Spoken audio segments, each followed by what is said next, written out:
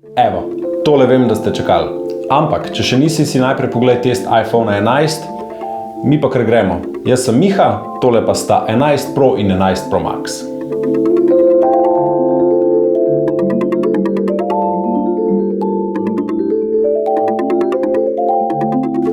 Ok, 11 Pro in 11 Pro Max bosta na voljo v novi Midnight Green barvi, meni je čisto huda, in pa že poznani Space Gray, srebrni in pa zlati barvi. V bistvu sta si telefona zelo podobna, sta pa različno velika. 11 Pro ima zaslon velikosti 5,8 palca, Pro Max pa 6,5 palca. Zaslon ima OLED panel in se imenuje Super Retina XDR. Z 2 milijona proti 1 kontrastnim razmerjem ter svetilnostjo 800 nitov. Z večjim zaslonom na Pro Maxu pride tudi večja baterija.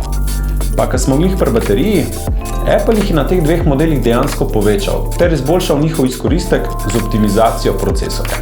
V primerjavi s predhodnikom na 11 Pro obljubljajo 4, na 11 Pro Max pa kar 5 ur več uporabe z enim polnjenjem. Kar je res velik, tako da bravo Apple. Apple ti pa zraven teh dveh telefonov končno priloži tudi 18W polnilni adapter za hitro polnjenje, ki ti telefon v pol ure napolni nekje do polovičke. Seveda so na Pro modelih tudi nadgradili sklop kamer, tukaj so 3, vse 3 z 12 megapiksli. Poleg primarne in ultraširokokotne, ki je tudi na iPhone 11, imamo tu še telefoto lečo, zaslonko 2,0. No, tako se res lahko igra s kadriranjem. Pri tem ti pomaga tudi nov uporabniški vmesnik, ki ti na ekranu poleg kadra, ki ga zajemaš z določeno lečo, prikazuje še del širše slike. Tako lahko hitro vidiš, a je morda širša leča boljša izbira.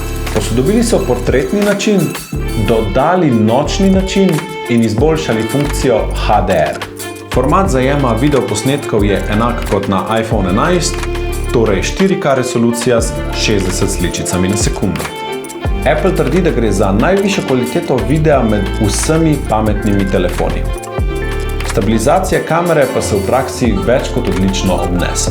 Novi iPhoni prihajajo z novim A13 Bionic procesorjem, ki je najhitrejši procesor v pametnem telefonu do sedaj. Proja bosta na voljo s 64, 256 ter 512 GB notranjega spomina, odporna pa sta na prah ter vodo do globine 4 metrov do pol ure. Tole je bil hiter ček obeh Pro modelov. Katerega od novih iPhonov torej izbrati? Jaz bi rekel, da bo za večino dovolj zmogljiv že iPhone 11, če pa si bolj zahteven uporabnik, ti je važen super zaslon, 3 kamere, potem pa le preveri še Pro modela. Pa še nekaj. Glede na moj kratek test se mi zdi, da bosta Pro modela, ki imata zadaj matirano steklo, bolj odporna na praske kot iPhone 11, ki zadaj ostaja svetleče steklen, ki je med testom že dobil nekih malih praskic. Seveda se lahko glasiš tudi v A1 poslovalnicah ali na a1.si prečekiraš vse 3 ter preveriš tudi, kateri ti po velikosti najbolj odgovarja. To je bilo z moje strani to in se vidimo v naslednjem testu. Čau!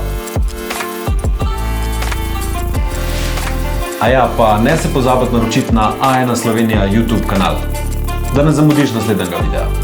Cool.